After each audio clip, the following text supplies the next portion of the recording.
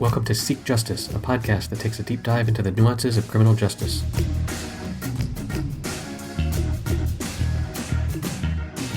Good morning, Dennis.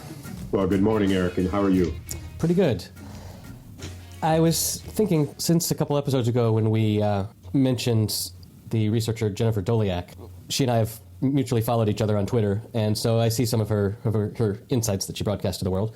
And she had one that really struck me as I will admit to being fairly liberal in my politics and thinking more about helping the less fortunate than, trying to empower corporations to make as much money as they can. And she had it's always nice to get a surprising take that butts up against your worldview. So she tweeted, and we'll link to this in the show notes at seekjustice.fm/010, because this is episode 10. She said, working on criminal justice topics gives me a very different perspective on the Kochs, meaning the Koch brothers, than my equally liberal friends and family have. The Charles Koch Foundation and the Charles Koch Institute are perhaps the most important funders of research related to criminal justice policy and reform. And then she goes on for a couple more tweets to talk about how the times that she has worked on research funded by the Koch brothers, they have been very hands-off and have not, told her, we expect you to find that this policy works and this policy doesn't, or anything like that. They seem to respect the science aspect of her research.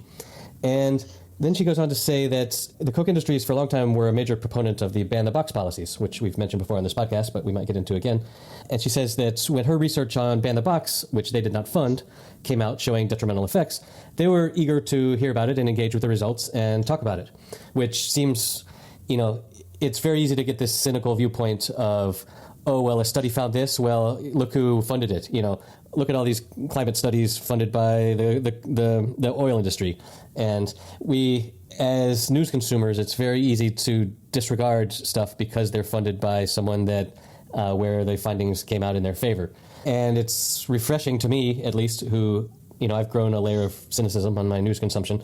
It's refreshing to at least hear that in some cases, that cynicism is not all that well founded. Yeah. And I wanted to talk to you today about motivations, and incentives in research on criminal justice, how that messy web gets entangled, how should I be really cynical of a study funded by Pew or the Koch brothers or I don't know, the GOP or the DNC. It's a great point. The fact is it's either good science or it's not good science. And so it's either good research or not good research. And so you've got these very few major funders in the justice arena, meaning millions or even tens of millions of dollars, and it's very limited. The Koch brothers is one example, and Arnold Foundation, now recently renamed Arnold Ventures, is another major foundation. And in each case, I think you've got probably a different set of motivations.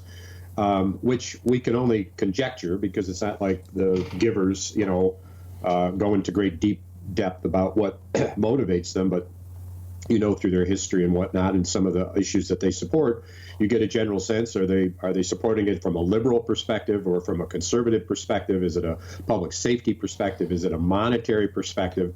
And at the end of the day, part of where you might end up is, what does it matter? Although you can cross the line into ethical considerations to say, well, look, I'm not going to support something that the Koch brothers suggest I do because I'm so opposed to their stand on abortion or other social issues. Or that they fund other politicians that I don't like. Right. Which could be a major list. But if you want that to matter, then it can matter. That's anyone's own personal judgment. But at the end of the day, to me, I wonder whether it's good science or not. Koch brothers fund good research, and that research comes up with conclusions. Do those conclusions support their philosophical motivation? Well, perhaps, if we knew a little bit more about what that was. Is that why they're funding it? Well, perhaps, but I think that they're asking an honest question and asking for an honest result. Nobody, certainly I'm not going to question Doliak's approach to the research that she does. She's a very sound researcher, and she's doing it independent of the funding source that she has expressed. And I think that that's often the rule, certainly the rule with the Arnold Foundation, whose funding has helped support some of the work I've done. They want to fund it, and part of the issue when you get major foundation funding, and I've had quite a bit over the years, is, as Jennifer points out, Jennifer Doliak, is to what degree are they involved? Well, I've been in both situations where you go to a foundation, you pitch them what you want to do, they like it, you put it in writing, they give you a check, and they say, fine, send me a report when you're done, and that's it. Mm-hmm. Others, which is very uncomfortable, and the types of foundations that I don't want to work with, in fact, I won't, are those that say, well, we're giving you the money, but we're on your management team. Mm-hmm. And then when you're sitting around the room doing the work, they have an opinion here, an opinion there. They want you to move in a certain direction. There's post-meetings, there's pre-meetings, and they are, in fact, pushing their particular agenda. Right. Or if it's not so much of a substantive agenda issue, it may be just a management style. I'll give you an example of what I mean. I'm in a room, and there's a conservative, very well-known conservative former politician who went to prison, and he's expressing a viewpoint which I just really disagree with, and I, professionally disagree with his viewpoint, and say I don't think we can go in that direction. This is a project that I'm the director of it, using the foundation money, but the foundation person is sitting there, mm-hmm. and she gives me a look during the meeting, and then gives me a signal, like a cut it off signal. And then after the meeting is furious with me because she said, you showed such disrespect. Right. And I said, well, I actually didn't show any disrespect. I showed disagreement. Right. And I'm not going to roll over for somebody who wants to promote this particular policy that this former legislator wanted to promote because it wasn't evidence-based. And she said, well, sometimes you have to bend on that. And I said, no, I don't. I don't have to bend on anything. And it's like, well, if you want to use our money, you do. And it's like, well, whose money is it? I thought it was your money. Right. I thought it was my money now. Mm-hmm. Well, as it turns out, it went on and on that way, and it wasn't a particularly successful engagement. So and this was in fact a liberal agenda. Mm-hmm. All right. So I'm not casting aspersions towards some right wing group like the Koch brothers that are well known for what you and I would consider right of center positions, but no, right. Left of center. So with the Koch brothers, what is their motivation, number one? Because you might care about it, and you might say, well, I'm not going to get tangled up in doing something that they support because I don't like their views on these other things. Well, that's fine. What is their motivation here? So these are very wealthy individuals who want to see less money spent on the criminal justice system because it's wasteful. So you think it's ineffective. You think it's too naive to think, oh, well, they just want to make the system better, they'll make the world a better place with their money. I think they can have more than one motivation. I think that they do want that, and let's give them the credit that they want things better. But what do they want that money freed up to do? They want taxpayers' money freed up, or less tax money freed up, to be able to invest in economic growth. That economic growth, of course, is going to have economic financial benefit to their various corporations and companies. You can look at any corporation and know that at some point they are concerned about money. Right, but what if the study that they've funded suggested that we need to spend more? Do we imagine them to be noble enough to accept those findings and publish them? Yes, I think we do, because they will fund doing more, but they may connect that with, well, we should be funding more of this and less of that. A case in point. You can always push the needle. Oh, well, what's the most expensive form of response to criminal activity is imprisonment. It's $45, $65 a day, depending on what level of custody you're in, et cetera. So multiply that up by 365, and you end up with, so many thousands of dollars a year per prisoner. Multiply that by 1,000 prisons, right. You get a big number. Well, their basic tenet, because they do follow the science, the good science, and that is that money is largely ineffective. So they are promoting doing a lot of different things that end up not spending the money that way, and they're doing a lot of things and promoting a lot of things on how we should spend that money instead. The challenge for any contributor, any funder, is you can't just stop and slow down funding prisons, mm-hmm. and then wait and then take the reinvest it. You have to double down and invest on the smart stuff now, and then over time prove the value, prove the worth through more good science, and then over time you end up with a more balanced system.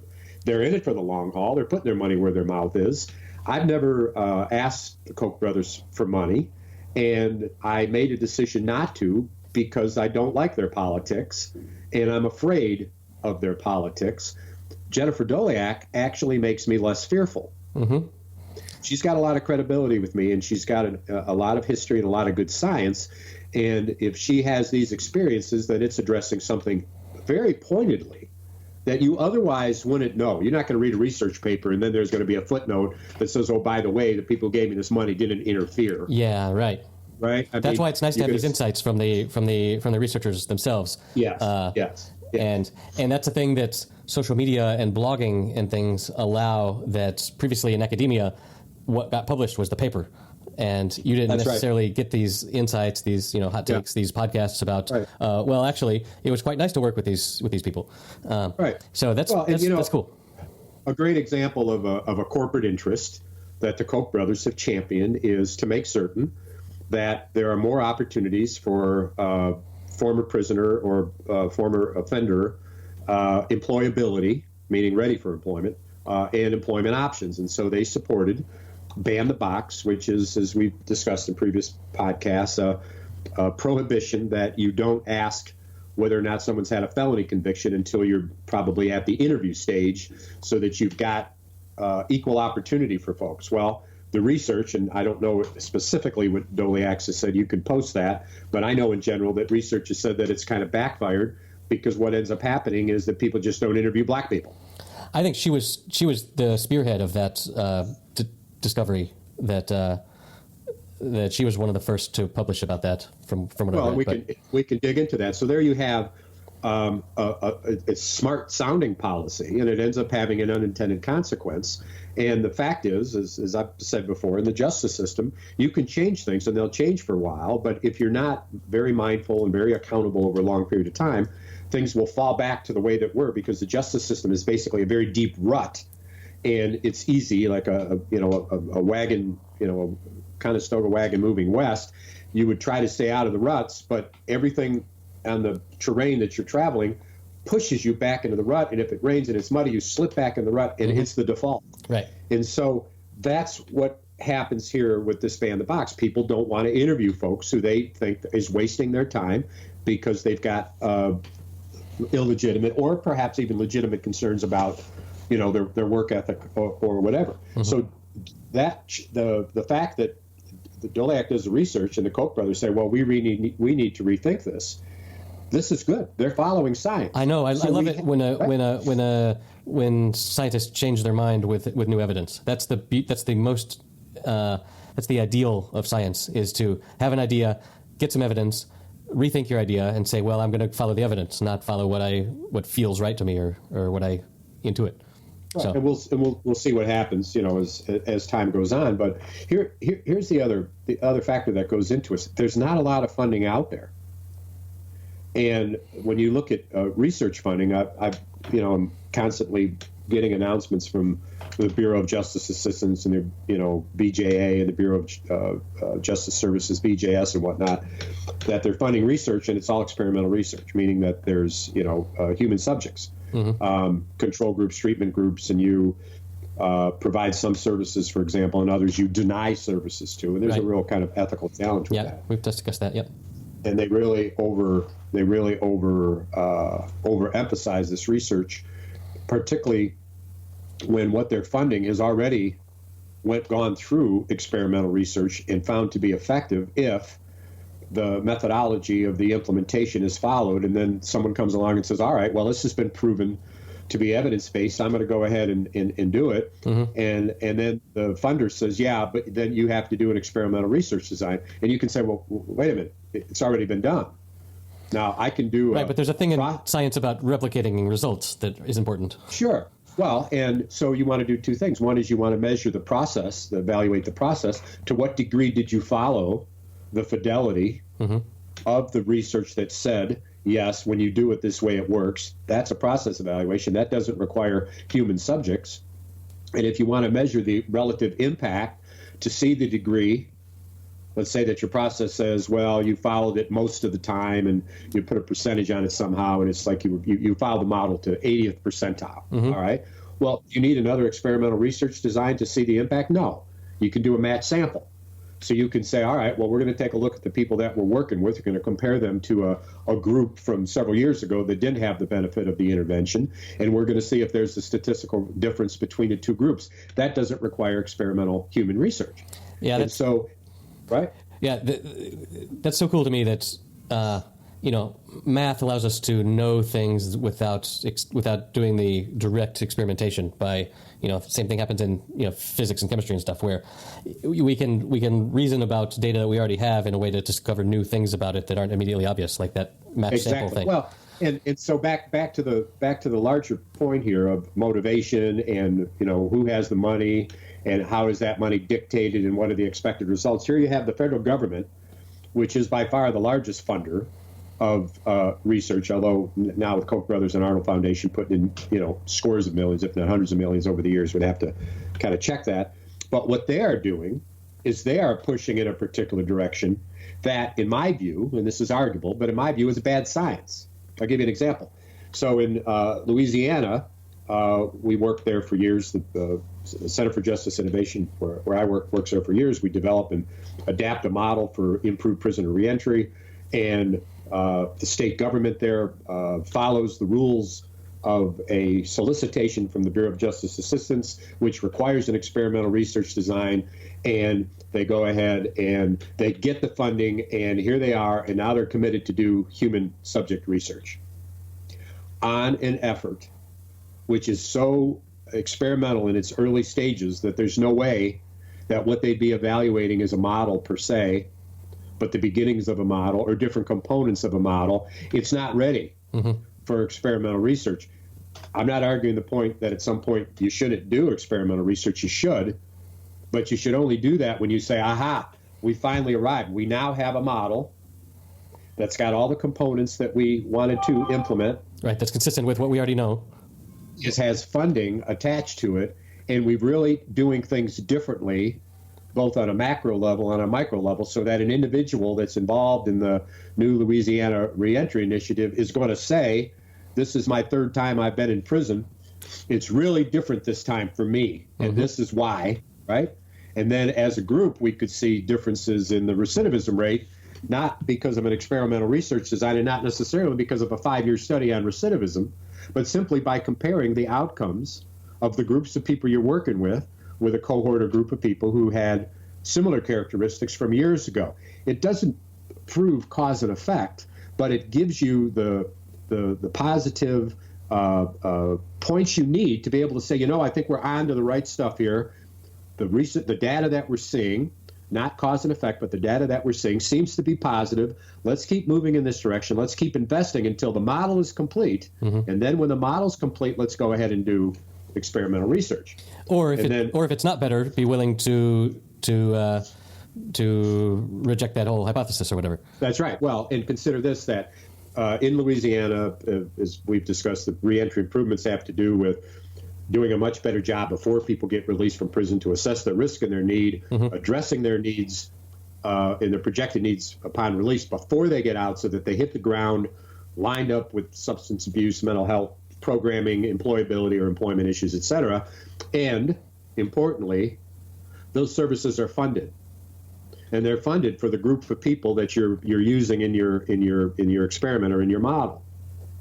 Well, if the experimental research design, as it was initially designed here, and I believe that they've abandoned it for some of the reasons I'm mentioning here, if that you've got the better processes in place and you've got the better assessments of risk and need in place, but there isn't any additional funding. So it's like, well, we know a lot more about the guy and we can connect the guy a whole lot earlier, but at the end of the day, we don't have any services to plug him into. Why would you expect much of a different outcome? I wouldn't expect a statistically different outcome. Looking at a group of 500 people, I might be able to see some pockets of change with groups of 5 or 10, if they're returning to a community that's been able to use the model to raise money for services for 5 or 10.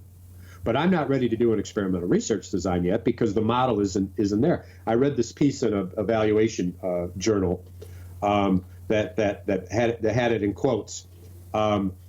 We won't do experimental research until we're proud of our model. Yeah, I think you've mentioned that before. Yeah. Right. And that's an interesting way to talk about it. It's like, okay, look around the room, right? It's like moving into this new house. Are we ready to have somebody come in and say, look, we're done? No. Right.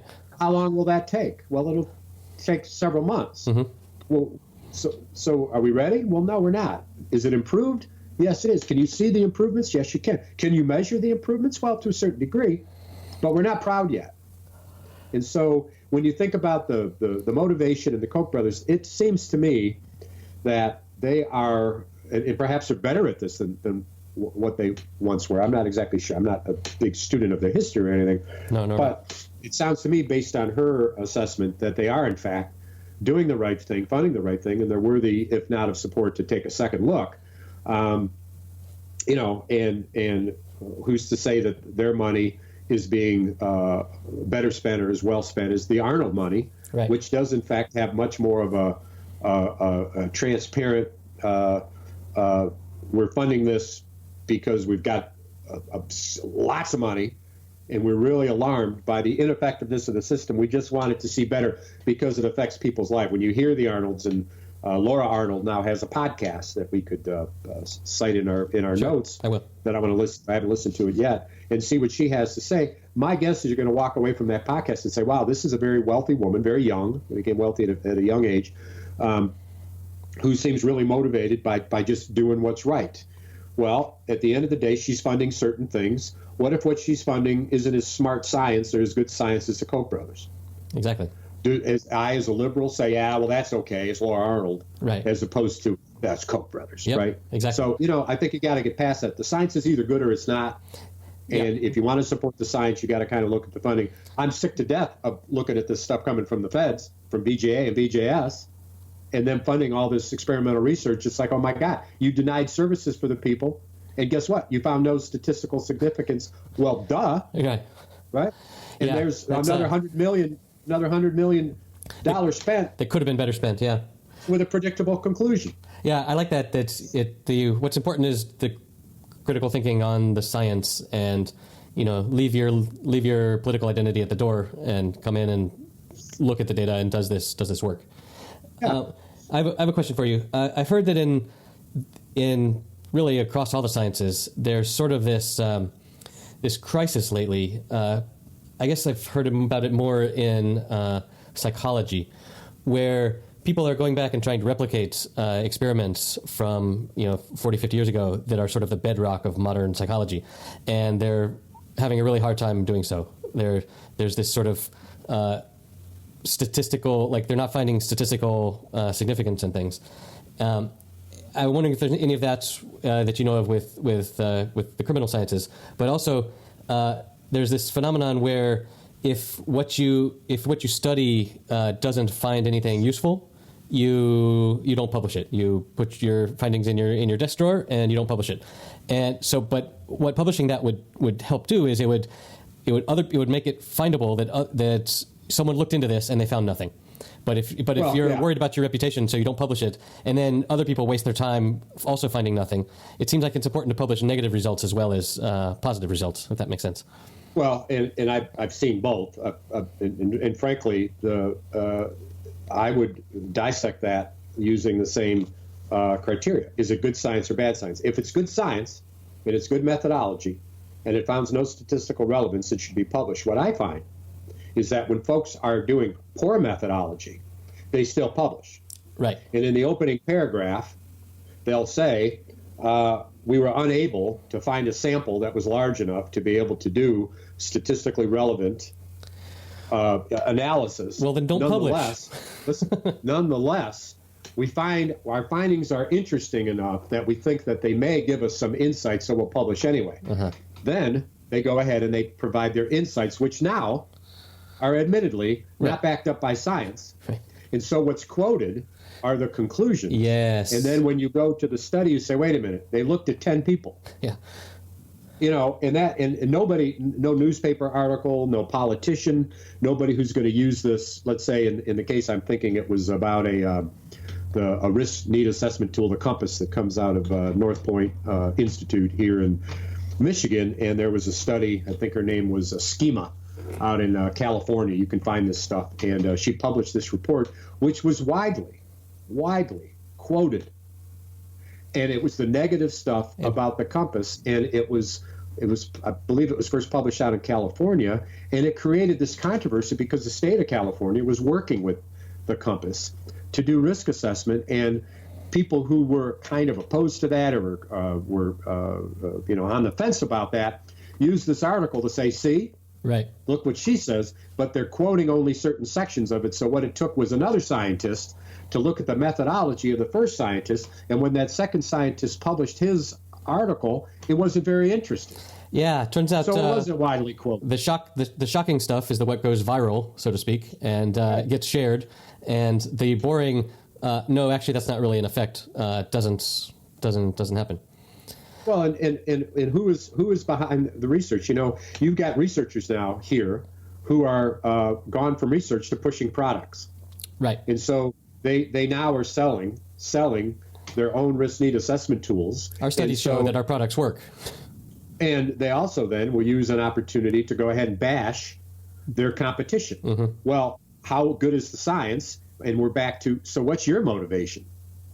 Right. If the Koch brothers were, and again, I'm pretty ignorant about what they do, but if they were, if they had a company that ran prisons or something, or if they had if they were selling ankle monitors or whatever, then I think we should be a lot more suspect of their funds. But if they're just doing it generally, as you suspect, for let's lower general corporate taxes on rich people around the board, then it seems less suspect. But I don't know. Well, and again, I think we should be less suspect of the funds per se and more suspect of the methodology. Right. So that if a private company or a researcher is now selling a product, we know, we can understand the motivation of why they would publish this paper, because it's harming their competition, and by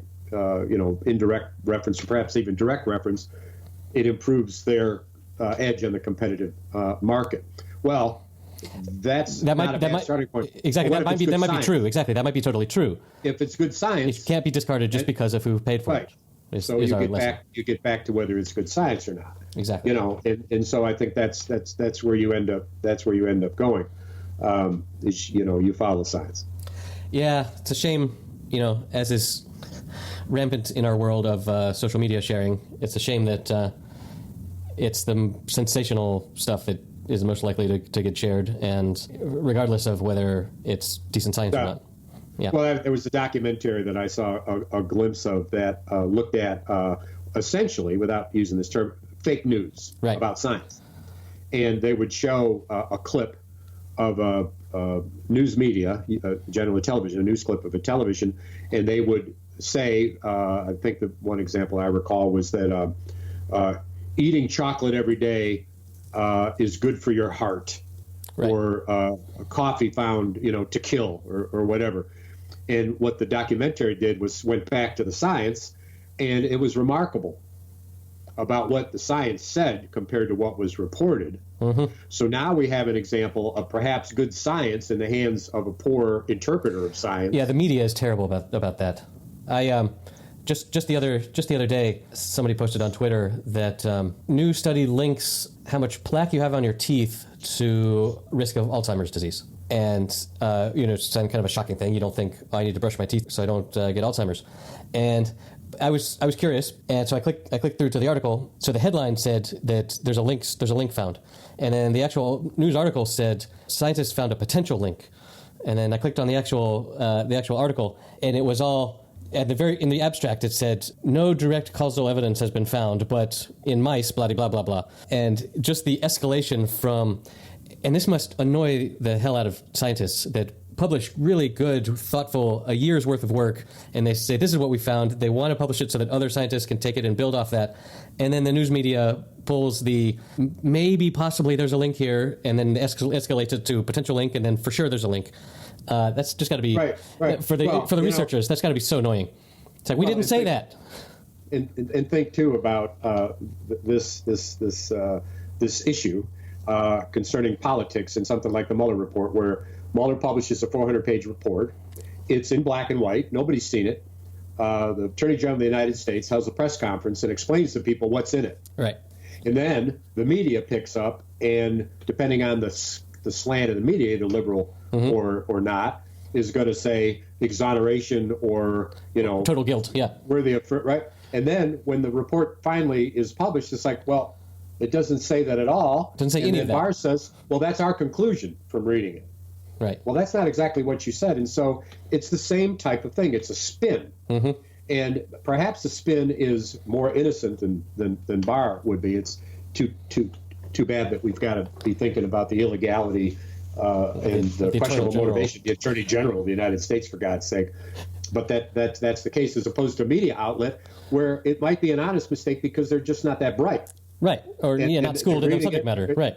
They don't understand it. They say, well, I don't know what this means, but here's the sentence here that I can link on, and that becomes the first draft of the headline. But we can report on it, and more importantly, we can say, coming up next, scientists may have found this. Or, because what they want are eyes and minutes of eyes to sell their ads, because news is entertainment.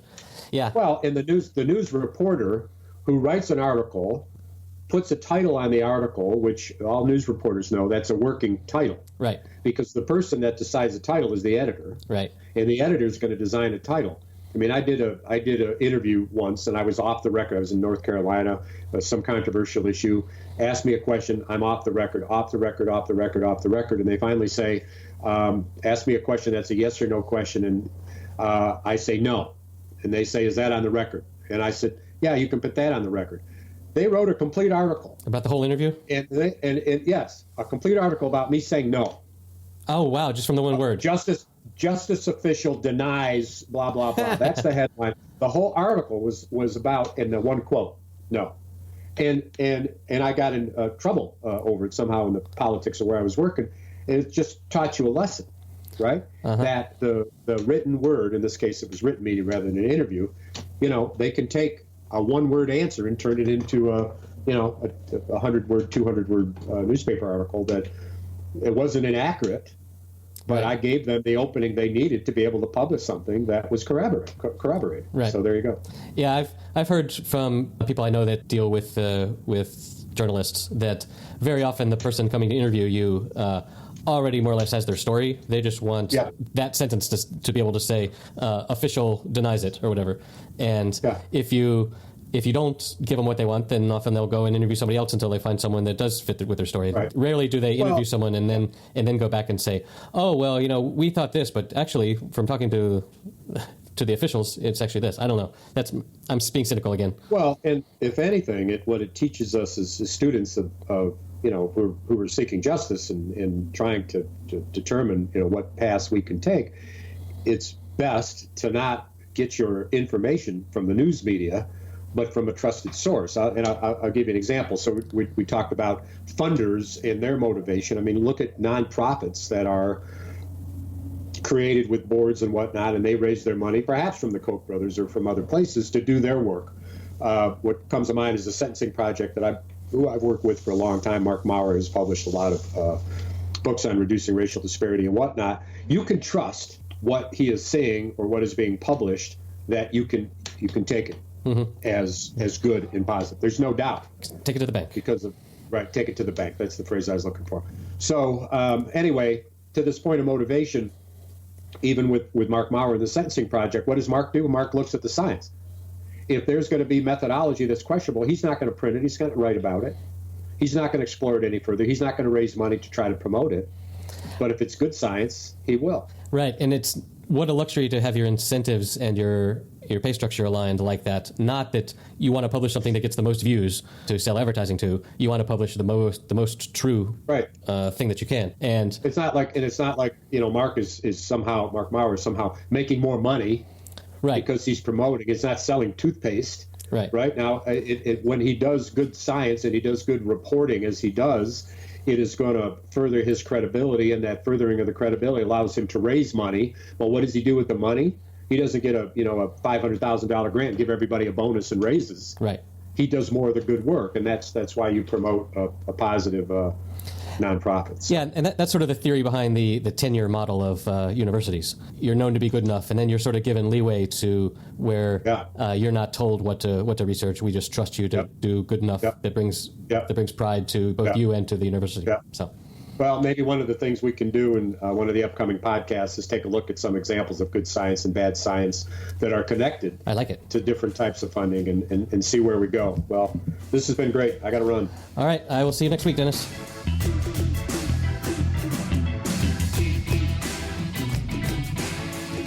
Thank you for listening. If you like what you've just heard, you can support us by telling a friend or sharing us on social media. All of our episodes can be found on our website, seekjustice.fm.